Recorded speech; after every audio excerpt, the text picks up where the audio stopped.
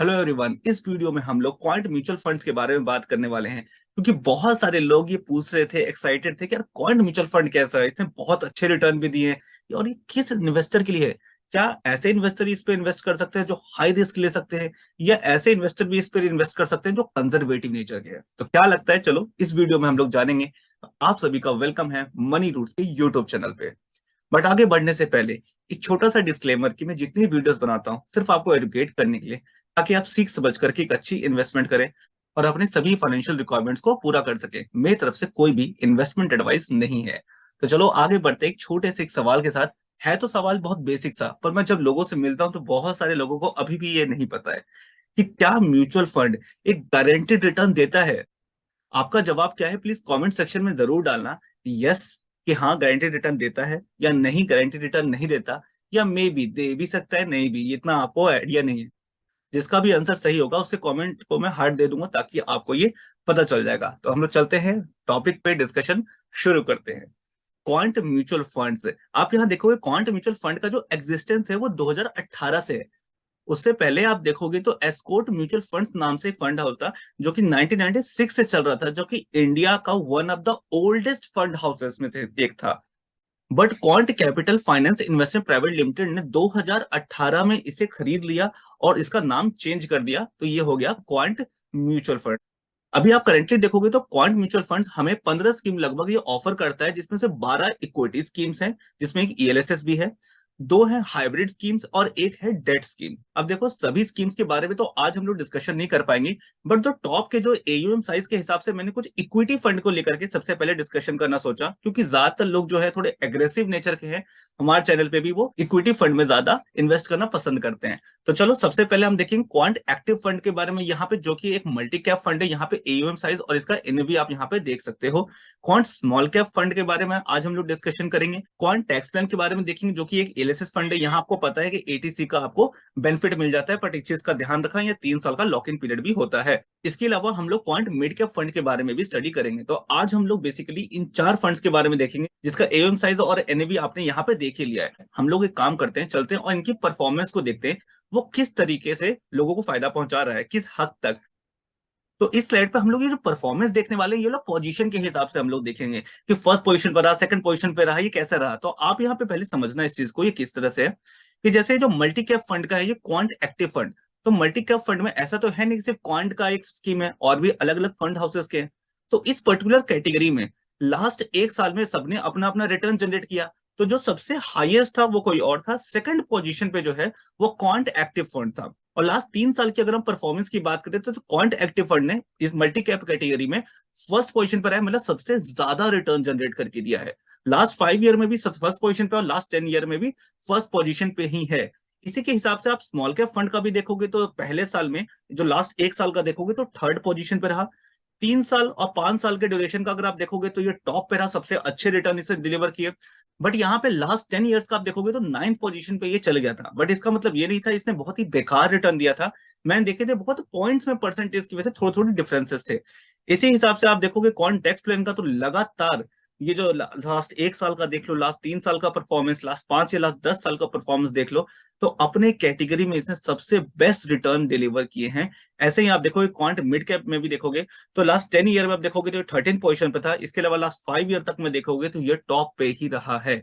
तो यहाँ पे आप इनकी परफॉर्मेंस को चेक करो तो अपने अपने कैटेगरी में ये बेस्ट परफॉर्म करते हुए आ रहे हैं अभी तक। हाँ, अब से कैसा करेंगे वो अभी हम थोड़ी देर में बात करेंगे कि क्या उम्मीदें हैं कि आगे भी इसको कर सकते हैं कि नहीं, और किस तरह के इन्वेस्टर को इसमें इन्वेस्ट करने का सोचना भी चाहिए, और किस तरह के इन्वेस्टर को टोटली इसे अवॉइड करना चाहिए। तो कुछ रीजंस मैं आपको दूंगा। बट अभी तक इनकी परफॉर्मेंस, आपकी हो सकता है इसमें इन्वेस्टमेंट हो या नहीं हो, डजेंट मैटर। आप प्लीज बिल्कुल न्यूट्रल होकर कमेंट सेक्शन में जरूर से बताना कि आपको ये फंड कैसा लगता है। हालांकि मैं भी देख रहा हूँ कि लास्ट 5 ईयर्स ने इसे लिटरली बहुत अच्छा परफॉर्म किया है। बट आपको क्या ये पसंद है, क्या ये आपको अट्रैक्ट कर पाया, एक बार से जरूर बताना। चलो आगे बढ़ते हैं, हम लोग ये देखते हैं इनके यहाँ पे एक्सपेंस रेशियो को और टर्नओवर रेशियो को, जो कि बहुत ही ज्यादा इंपॉर्टेंट होता है। देखो एक्सपेंस रेशियो, आप सबको ये बात पता है कि फंड जिस तरीके से परफॉर्म करता है तो कई बार उसमें एक्सपेंसेस थोड़े ज्यादा होने के कारण हमें रिटर्न थोड़े से कम मिलते हैं, ये बात सबको पता है। और इसी वजह से लोग ने खुद से सीख समझ करके डायरेक्ट इन्वेस्ट करने के ऑप्शन को चूज किया है। तो यहाँ पे आप देखोगे तो ये जो एक्सपेंस रेशियो है 0.58 है क्वांट एक्टिव फंड का, जो कि मल्टी कैप कैटेगरी में है। ऐसे ही नीचे देखोगे तो क्वांट स्मॉल कैप फंड का 0.62% है, क्वांट टैक्स का 0.57% है, क्वांट मिड कैप फंड का 0.63% है।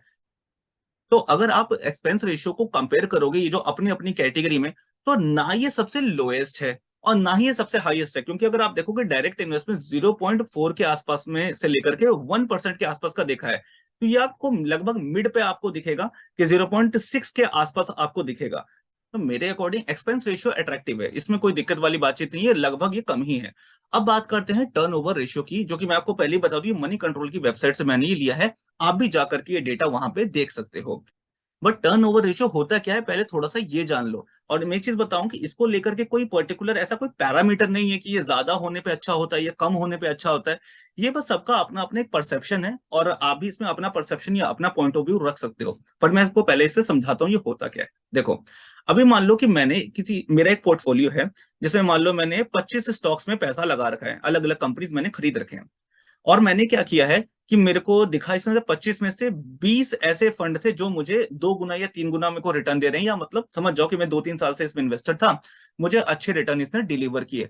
अब मैंने क्या करा कि जिन कंपनीज में मेरे को अच्छे रिटर्न मिले, पर वो कंपनी मुझे अच्छी लगती है, बट लेकिन अभी की जो वैल्यूएशन है थोड़ी हाई हो रखी है उसमें, तो मैंने क्या किया कि मैंने वहां से थोड़ा सा प्रॉफिट को बुक किया, मतलब होल्डिंग्स को यहाँ पे रिड्यूस किया।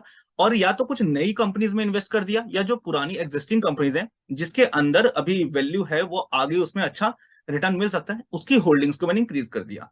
एक तो ये। दूसरा क्या कि मैंने सेम 25 ही स्टॉक्स में इन्वेस्ट कर रखा था, बट किसी वजह से मैंने जो स्टडी की थी वो उल्टी पड़ गई कि भाई मेरे को अच्छा रिटर्न नहीं मिला। तो और मेरे को लगता है कि आगे भी उसमें और ज्यादा ड्रॉप होने के चांसेस हैं। तो सेम मैंने वहां पे भी यही किया कि जिन जिन कंपनी से मान लो 15 कंपनी ऐसी थी जो बिल्कुल ऐसा लग रहा है कि यार पता नहीं आगे बढ़ भी पाएगी कि नहीं, आगे किसी वजह से डामाडोल है इसमें नेक्स्ट 2-3 ईयर में, तो मैंने क्या किया वहां से होल्डिंग को रिड्यूस करके दूसरी कंपनीज में इंक्रीज कर दिया, या कुछ नई कंपनीज को मैं इन्वेस्ट कर दिया। यहाँ पे दूसरी कंडीशन आपको यहाँ पे समझ में आ गई होगी। बट यहाँ पे फर्स्ट और सेकंड ये जो दोनों आपको मैंने बताए, इन दोनों में टर्नओवर रेशियो हाई हो सकता है। बट यहाँ पे समझने वाली बात क्या है कि 90% केस में हम लोग ये जो पहला है ना, इसको मान करके चलते हैं। हम ये मान करके नहीं चलते, मैं अपना परसेप्शन भी बता रहा हूँ आपको इसमें, कि मैं पर्सनली ये मान के नहीं चलता कि ये जो फंड मैनेजर है उन्होंने इतनी मेहनत से मान लो 25 स्टॉक में पैसा लगाया होगा, जिसमें से 10-15 उनको खराब निकल गए होंगे, जिसकी वजह से उनको होल्डिंग्स उसमें घटानी पड़ रही है, क्योंकि यार उनको बहुत अच्छा एक्सपीरियंस होता है। और मेरी आपकी तरह बस सिंगल पर्सन स्टडी नहीं करते, वो पूरी टीम स्टडी करती है। तो वहां पे इनके गलत होने के चांसेस, और ये तो बहुत बुरी तरह गलत होने वाली बात हो गई ना, 10-15% में मान सकता हूँ कि कंपनी आपको गलत लग गई कि हाँ यार ये गलत इन्वेस्टमेंट हो गई थी, बट ऐसा थोड़ी है कि आपका 50-60% ही गलत हो जाएगा। हाँ, करेक्शन हो सकता है, पर गलत होने फर्क है, करेक्शन होना गलत होने फर्क है। यही मैं आपको बताता हूँ। तीसरी सिचुएशन क्या है कि मान लो सेम 25 कंपनियों में इन्वेस्ट किया था। अब यहाँ पे क्या हुआ कि कंपनी है तो सभी अच्छी, बहुत अच्छी चूज की हुई है, बट किसी वजह से अभी परफॉर्म नहीं कर रही, या तो नेगेटिव रिटर्न दे रही है, या बहुत ही थोड़ा सा ही पॉजिटिव रिटर्न दिया है। मतलब जितना कंपनी का पोटेंशियल है उस लेवल का अभी रिटर्न इसने नहीं डिलीवर किया है। तो यहाँ पे क्या होगा, ये लोग बहुत ज्यादा छेड़छाड़ नहीं करेंगे। हाँ, जो नया पैसा आएगा या तो वो इसी में डाल देंगे, या फिर हो सकता है थोड़े बहुत ही चेंजेस करते रहे, बहुत ज्यादा चेंजेस नहीं करेंगे। तो यहाँ पे क्या होगा, टर्नओवर रेशियो इनका लो होगा, बहुत ही कम होगा। तो ये 3 परसेप्शन है जो हो सकते हैं, और कोई परसेप्शन है तो आप बता देना। मेरे अकॉर्डिंग ये 3 हो सकते हैं। तो अब इसमें टर्नओवर रेशियो था क्या, कि ये जो मान लो लास्ट 1 साल के अंदर जो पोर्टफोलियो के अंदर जो चेंजेस आए थे, चाहे वो बढ़ाए गए थे घटाए गए थे, उन्हें जो परिवर्तन आया था, उसी को ये रेशियो के माध्यम से बताया गया कि कितने प्रतिशत ये जो पोर्टफोलियो है वो चेंज किया गया है। तो आप यहाँ पे देख सकते हो कि अगर क्वांट एक्टिव फंड का, जो कि मल्टी कैप कैटेगरी का 120% का है, मतलब 100% का मतलब क्या है कि इन्होंने कंप्लीट पोर्टफोलियो को ही चेंज कर दिया लास्ट 1 साल में। पर ये 120% का मतलब क्या हुआ कि इन्होंने कंप्लीट तो चेंज किया, तो उसके बाद भी और भी चेंजेस करते आए हैं। क्वांट स्मॉल कैप फंड का भी देखोगे तो 97% है, क्वांट टेक्सपेन जो एलएस कैटेगरी में है 141% है, और क्वांट मिड कैप फंड का अगर आप देखोगे तो यहाँ पे 181% है। तो आप यहाँ देख सकते हो कि इनका जो टर्नओवर रेशियो है वो ऑलमोस्ट बहुत हाई है, और मुझे लगता है कि जो अपनी अपनी कैटेगरी में सबसे हाईएस्ट होंगे, या सेकंड हाईएस्ट ही होंगे ये। तो अब यहाँ पे मैं क्या मान के चल रहा हूँ कि मान लेते हैं जैसे कि इन सब ने अच्छे अगर परफॉर्म किए हैं, जो कि आपने अभी पास में देखा भी कि लास्ट 1 साल 2 साल में किस तरह की इनकी परफॉर्मेंस रही है, अच्छे परफॉर्म किए हैं, तो उसके अकॉर्डिंग इन्होंने वहां पे प्रॉफिट बुक किया है और नए नए जगह पे इन्वेस्ट किए हैं। और इवन जब मैं इन पे स्टडी कर रहा था तो मैंने बहुत सारे इसमें, शायद मैंने क्वांट एक्टिव फंड को, क्वांट मिड कैप, इन सब में देखा था कि टॉप 10 में से इनकी 2-3 कंपनियां तो बिल्कुल नए नए कंपनियां, नई एंट्री ली है, बिल्कुल मतलब फ्रेश एंट्री ली है, पहले से उसमें इन्वेस्टमेंट नहीं था। तो ये सारी चीजें आपको थोड़ा सा ध्यान रखना चाहिए। तो आई होप कि आपको इसका एक्सपेंस रेशियो और टर्नओवर रेशियो दोनों समझ में आ गया होगा, और खुद से जब आप रिसर्च करते हो तो इन दोनों को वहां पे जरूर से देखना एक बार। आगे बढ़ते हैं हम लोग इसकी होल्डिंग्स को यहाँ पे थोड़ा सा देखेंगे कि जो इनकी टॉप 10 होल्डिंग्स है और इनकी जो टॉप 5 होल्डिंग्स है और इनके नंबर ऑफ स्टॉक्स, इनको देख करके एक कंक्लूजन हम लोग निकालेंगे। बाकी आपका क्या ओपिनियन है प्लीज कमेंट सेक्शन में जरूर डालना। और कमेंट्स में डालने के लिए मैं क्यों बोलता हूँ, ताकि आप जितना ज्यादा इन्वॉल्व होगे उतनी ही तेजी से सीखोगे। बात ये नहीं कि कौन गलत है या सही है, पर एक दूसरे के साथ मिलकर ही हम लोग सीख सकते हैं चीजों को। तो इस चीज को आप यहाँ देखना, स्टार्टिंग में पहले समझना कि टॉप 10 होल्डिंग को आप देखोगे, जैसे क्वांट एक्टिव फंड का देखोगे मल्टी कैप कैटेगरी में 47.41% है। टॉप 5 होल्डिंग 32.38% है। नंबर ऑफ स्टॉक्स जितने टोटल इन्होंने इन्वेस्ट किए अप्रोक्सीमेट लगभग 58 स्टॉक्स में। क्वांट स्मॉल कैप कैटेगरी का देखोगे तो 41.63% इनके टॉप 10 होल्डिंग्स है। टॉप 5 में 28.39% है और नंबर ऑफ स्टॉक यहाँ पे 65 है। सिमिलरली आप नीचे भी देख सकते हो क्वांट टैक्स प्लान का, इन्होंने यहाँ पे बहुत ज्यादा एग्रेसिव शायद ये हो रखे हैं। टॉप 10 जो इनकी इन्वेस्टमेंट है 57.73% है। टॉप 5 38.77% और नंबर ऑफ स्टॉक्स देखोगे तो यहाँ पे 50 है। फिर उसके बाद आप देखोगे क्वांट मिड कैप कैटेगरी का, यहाँ पे आपको 51.67% है टॉप 10 इन्वेस्टमेंट्स में। टॉप 5 देखोगे तो यहाँ पे 30.87 है और इनके नंबर ऑफ स्टॉक 33 है। अब यहाँ पे एक सवाल है, इस वीडियो को आगे बढ़ाने से पहले अगर आप खुद से कमेंट अगर नहीं भी करोगे तो लिख लेना, सोच लेना। मैं एक सवाल पूछने वाला हूँ, आपके अकॉर्डिंग ये जो क्वांट टैक्स प्लान है, हालांकि दो अलग अलग कैटेगरी को हम कंपेयर नहीं करते हैं मैं जानता हूं, पर एक चीज पूछने वाला हूं, इसको समझना कि क्वांट टैक्स प्लान की जो ये होल्डिंग्स आपको दिख रही है, ये सारी चीजें जो आपको देखी, और क्वांट ये जो मिड कैप कैटेगरी इसकी जो होल्डिंग्स आपको यहाँ पे दिख रही है, अकॉर्डिंग टू यू कौन सा ज्यादा एग्रेसिव है, बताना इस पे। एग्रेसिव बोलने का मतलब समझ गए होगे आप कि आप रिस्क लेने को चलेगा, मेरे को रिटर्न चाहिए, अच्छा रिस्क भी लेने को चलेगा, कोई दिक्कत नहीं है, तो आपके अकॉर्डिंग कौन सा है। आई होप कि आपने सभी ने सोच लिया होगा, पर मेरे अकॉर्डिंग मैं आपको बता देता हूँ, क्वांट मिड कैप ये जो फंड है ये ज्यादा एग्रेसिव लग रहा है। हो सकता है हमारे विचार थोड़े इस चीज पे अलग हो, क्योंकि आप यहाँ पे देख रहे हो कि जो टॉप 5 और टॉप 10 इन्वेस्टमेंट है बहुत ज्यादा करा हुआ है। और मैंने पहले भी कई वीडियोस में ये कहा है कि अगर मुझे टॉप 10 इन्वेस्टमेंट 30 या 40% के आसपास मिलता है तो मुझे ये ठीक लगता है। बट अगर इससे ज्यादा लगे तो कहीं ना कहीं ये एक मैसेज होता है कि हाँ, जो फंड मैनेजर है बहुत एग्रेसिवली इसमें काम कर रहे हैं। ये उन लोगों के लिए इन्वेस्टमेंट नहीं है जो कंजर्वेटिव नेचर के हैं। मेरे अकॉर्डिंग जो एग्रेसिव नेचर के हैं उन्हीं को ही क्वांट पे आना चाहिए। आप इनके टॉप 10 होल्डिंग्स देख सकते हो यहाँ पे। बट यहाँ पे मैंने क्वांट मिड कैप को क्यों चूज करा एग्रेसिव में ज्यादा, क्योंकि इनका आप टोटल नंबर ऑफ स्टॉक देखो सिर्फ 33 ही है। मतलब इमेजिन करो, आप अभी जाकर के किसी भी फंड हाउस का देख लोगे तो शायद ये लोएस्ट में हो सकता है इसका, तो 33 ही स्टॉक में अगर इन्वेस्ट करना, तो ये मतलब काइंड ऑफ आप ये समझ लो कि या तो ये आपको बहुत अच्छे रिटर्न देंगे या बहुत ही बेकार रिटर्न देंगे, ऐसे पॉसिबिलिटी बन जाती है। पर जैसे इनके फंड मैनेजर है, ऑफ कोर्स ये लोग जितनी स्टडी करते होंगे तो ऐसा तो है नहीं कि किसी भी रैंडमली किसी भी कंपनी को यहाँ पे चूज कर लेते हैं कि हाँ इसमें डाल देते हैं पैसा, डूबेगा डूबेगा नहीं तो हमें बहुत बड़े रिटर्न चाहिए, ऐसा नहीं होता है।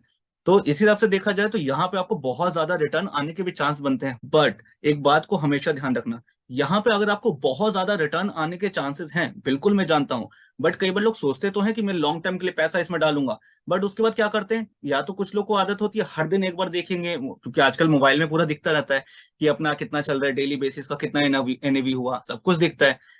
या फिर कुछ लोग क्या करेंगे, हर 2-3 महीने 6 महीने ट्रैक करेंगे, एक साल में ट्रैक करेंगे कि मेरा रिटर्न कितना रहा। ये हर एक साल 1.5 साल में देखना इसलिए चाहिए क्योंकि जो आपकी इन्वेस्टमेंट थी वो ठीक चल रही है कि नहीं चल रही है। जिस भी फंड में आपने डाला है उसके कुछ तरीके होते हैं देखने के। बट इट डजेंट मीन कि आप अगर लॉस में चले गए तो बहुत ज्यादा पैनिक हो गए कि यार अब तो ये मतलब बहुत खराब हो गया, डूब जाएगा, इसमें पैसा ज्यादा प्रॉफिट तो नहीं आएगा, तो हम निकाल लेते हैं। तो अगर कोई भी, ध्यान रखना, कंजर्वेटिव नेचर का है या इस तरह की नेचर का है, तो मुझे लगता है उनको क्वांट म्यूचुअल फंड से ही दूर रहना चाहिए। क्योंकि जिस तरीके शायद इनके फंड मैनेजर काम करते हैं, मेरे अकॉर्डिंग ये उन लोगों के लिए जो एग्रेसिव नेचर के हैं, जो रिस्क लेने की जो उनकी कैपेसिटी है वो इतनी हाई है कि हाँ कोई दिक्कत नहीं है, देख लेंगे भाई जो होगा, बट हमें रिटर्न भी बहुत अच्छा चाहिए। अब देखो, मैं चाहता तो इसमें ये भी था कि इनके जो नंबर के स्टॉक्स हैं, जो कम से कम टॉप 10 टॉप 20, उनको भी इस वीडियो में आपको दिखा दूं।